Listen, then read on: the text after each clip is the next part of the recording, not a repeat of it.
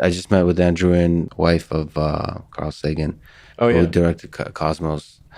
I'm generally a big fan of Carl Sagan. He's super cool and had a great way of putting things.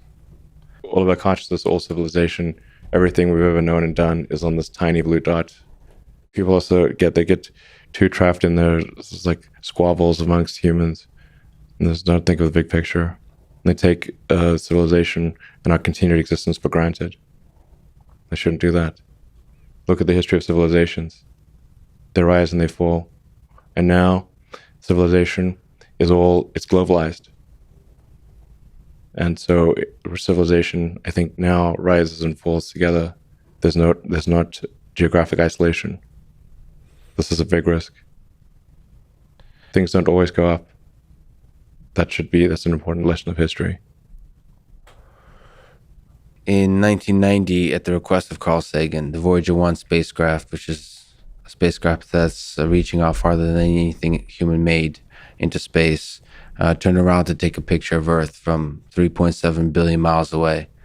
And as you're talking about the pale blue dot, that picture, the Earth takes up less than a single pixel in that image. Yes.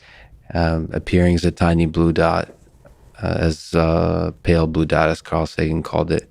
So he spoke about this dot of ours in 1994.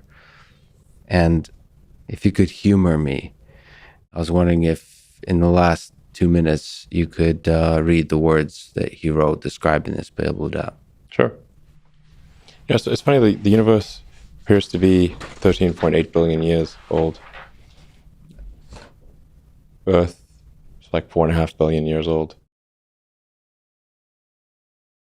In another 500 million years or so, the sun will expand and probably evaporate the oceans and make life impossible on Earth, which means that if it had taken consciousness 10% longer to evolve, it would never have evolved at all. Just 10% longer. And I wonder how many dead one-planet civilizations there are out there in the cosmos that never made it to the other planet and ultimately extinguished themselves or were destroyed by external factors. Probably a few. It's only just possible to travel to Mars, just barely. If G was 10% more, wouldn't work really. If G was 10% lower, it would be easy. Like you can go single stage from the surface of Mars all the way to the surface of the Earth, because Mars is 37% Earth's gravity, thereabouts. We need a giant booster to get off Earth. Channeling Carl Sagan. Look again at that dot. That's here. That's home. That's us. On it, everyone you love, everyone you know, everyone you've ever heard of, every human being who ever was, lived out their lives.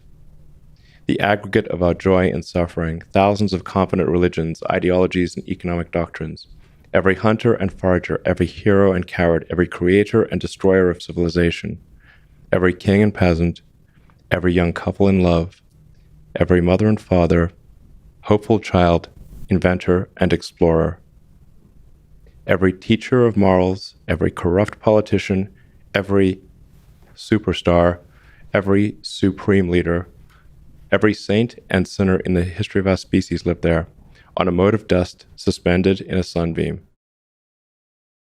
Our planet is a lonely speck in the great enveloping cosmic dark.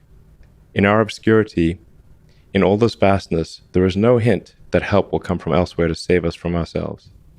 The Earth is the only world known so far to harbor life. There is nowhere else, at least in the near future, to which our species could migrate. This is not true. This is false. Mars. And I think Carl Sagan would agree with that. He couldn't even imagine it at that time. So thank you for making the world dream. And thank you for talking today. I really appreciate it.